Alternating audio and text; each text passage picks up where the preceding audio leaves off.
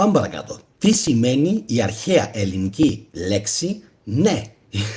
Είναι φυσικά το αντίθετο του όχι, θα μου πείτε.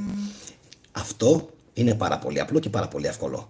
Πάμε όμως να δούμε τι μας γράφει σχετικά η αγαπημένη μας Περίτα Αγαθανάση για την ετυμολογική καταγωγή της λέξης ναι και θα καταλάβετε πόσο περίπλοκη είναι. Όπως πάντα, κάντε εγγραφή όσοι από εσάς με βλέπετε πρώτη φορά και φυσικά like για να μπορέσουν να δουν και άλλοι πολλοί φίλοι αυτήν την εκπομπή.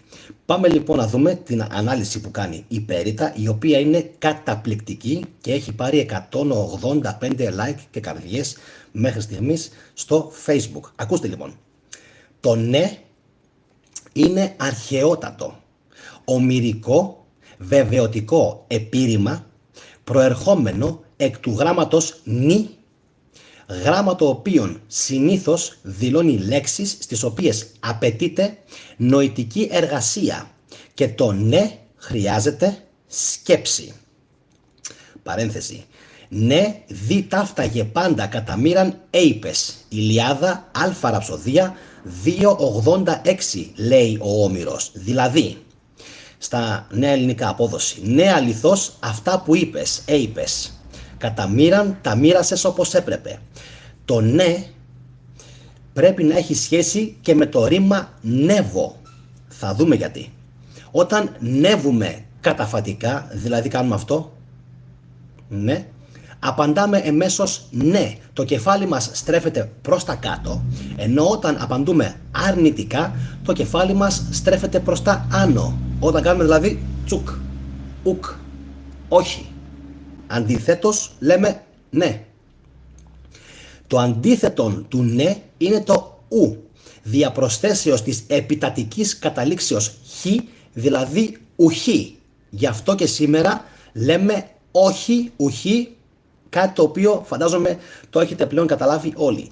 Ενώ το αρνητικό δεν προέρχεται εκ του ουδετέρου του ουδής, γι' αυτό και λέμε ουδής, ουδέν, κανενός, δηλαδή ουδέν χωρίς το ου.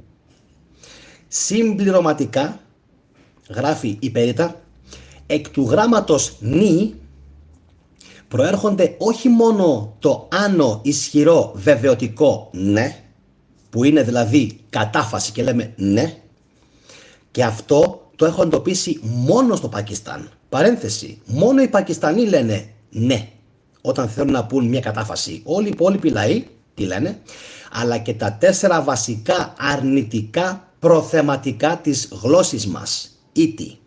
Ποια είναι αυτά?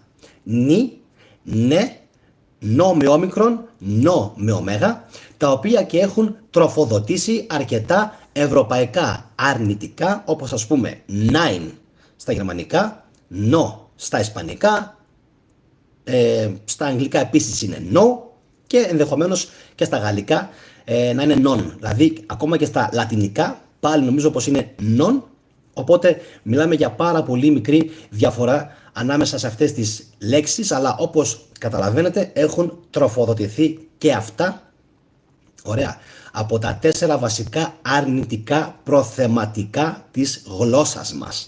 Τα αρνητικά αυτά προθεματικά σώζονται κυρίως στις σύνθετες λέξεις, γι' αυτό και λέμε ότι είναι πάρα πολύ απλό για κάποιον να πει τι σημαίνει ναι, πώς δημιουργήθηκε η λέξη ναι, ποια είναι η προέλευση της λέξης ναι. Είναι για κάποιον ας πούμε, ο οποίος δεν έχει ασχοληθεί, θα πει εντάξει, είναι πολύ εύκολο να απαντήσουμε από πού κατάγεται αυτή η λέξη, έτσι. Αλλά αποδεικνύεται τελικά πως είναι πολύ πιο σύνθετα τα πράγματα. Και μιας και λέω για σύνθετα, πάμε να δούμε από ποιες λέξεις είναι σύνθετες με αρνητικό το νι ή το νο, το όχι δηλαδή.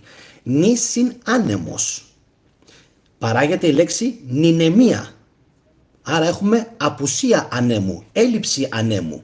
Έτσι λοιπόν δηλώνεται εδώ πέρα το όχι. Συνεχίζουμε. Νη συν αισθείο, που σημαίνει τρώω το αισθείο. Νηστεία. Άλλη μια λέξη η οποία έχει κρυμμένο μέσα της ένα αρνητικό μόριο. Ναι συν κυρ. Κυρ είναι η καρδιά.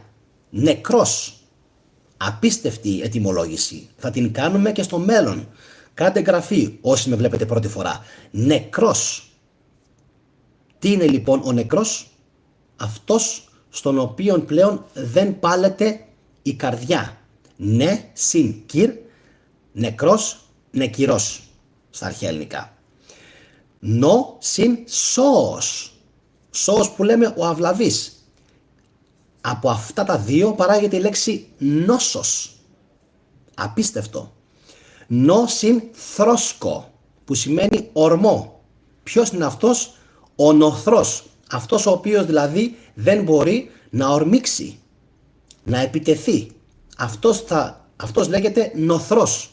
Γι' αυτό και σήμερα έχει καταντήσει να λέγεται νοθρός ο τεμπέλης. Αυτός δηλαδή ο οποίος δεν έχει ορμή, δεν έχει δύναμη να βγει στον έξω κόσμο και να δράσει.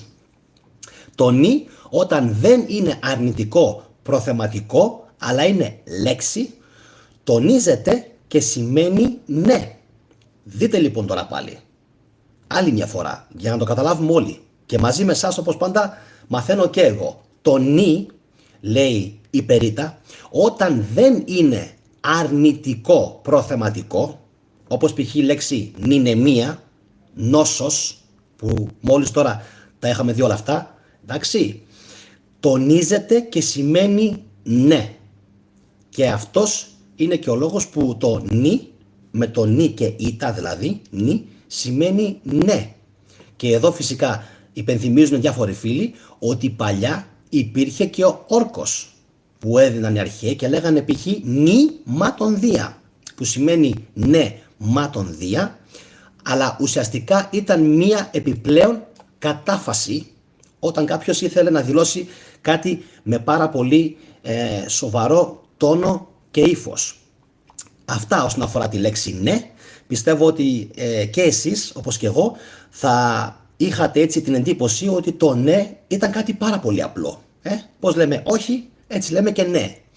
Τελικά αποδεικνύεται πως ακόμα και ένα απλό λεκτικό σε εισαγωγικά μόριο όπως είναι το ναι έχει πολύ πιο μεγάλη και πιο ιστορική ετυμολόγηση και αυτός είναι ένας από τους λόγους που, επαναλαμβάνω, πρέπει να μάθουμε όλοι πιο σωστά την αρχαία ελληνική μας γλώσσα και θα συνεχιστούν αυτά τα σε εισαγωγικά online δωρεάν σεμινάρια, γιατί το group της ετυμολογίας στο Facebook είναι δωρεάν, είναι ανοιχτό σε όλους και από εκεί αντλώ όλες μου τις πληροφορίες. Φυσικά θα μπορούσα να είχα και λεξικά ετυμολογίας, αλλά προς το παρόν αρκούμαστε με αυτό.